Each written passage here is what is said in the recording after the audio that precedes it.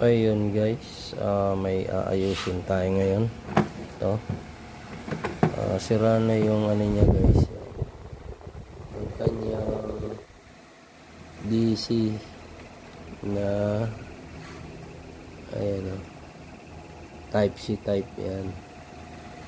Pero yung isa niya is buo pa. So ito yung madalas na ginagamit type C. So ang gagawin natin ay magpapalit tayo nito guys. Yan. Yan. So papalitan natin ito. Okay.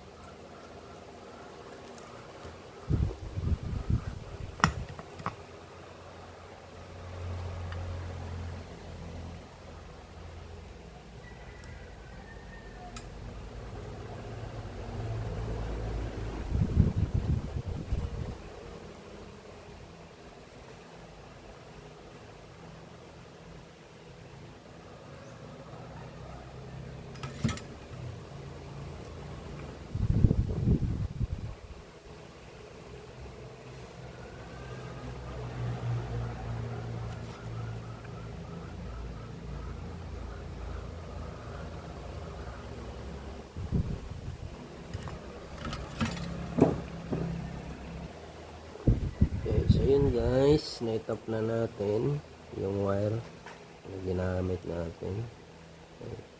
Putulin ko lang yung sumusobra.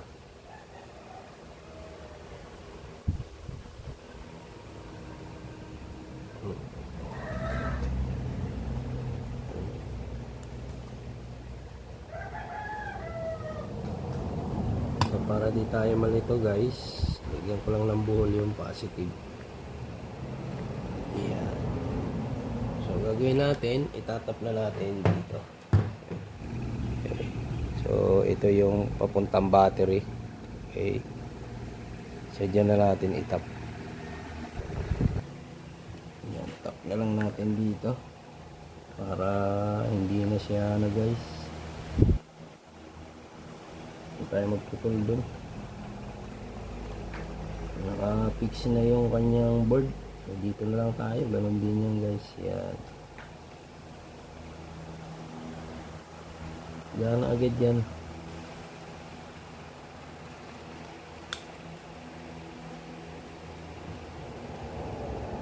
Wala nang problema.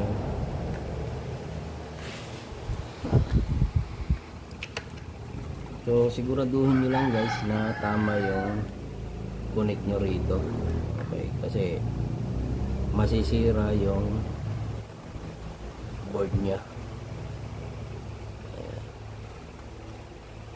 Ayan, ito yung negative guys, yung black. So yun yun.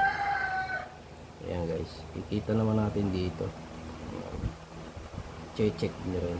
Ayan. Okay, malalaman natin yan kasi sasaksak din natin yung ano na guys. Hinang lang natin para sure na matibay siya.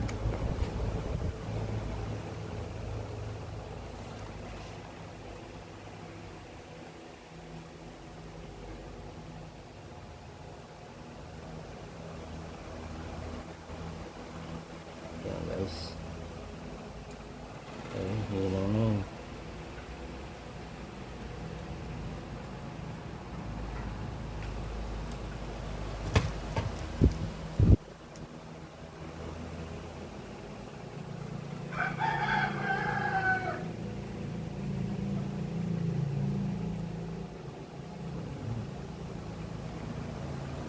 Okay. So lagyan lang natin ng electrical tape guys. Yan. Okay. guys. Para sure na hindi siya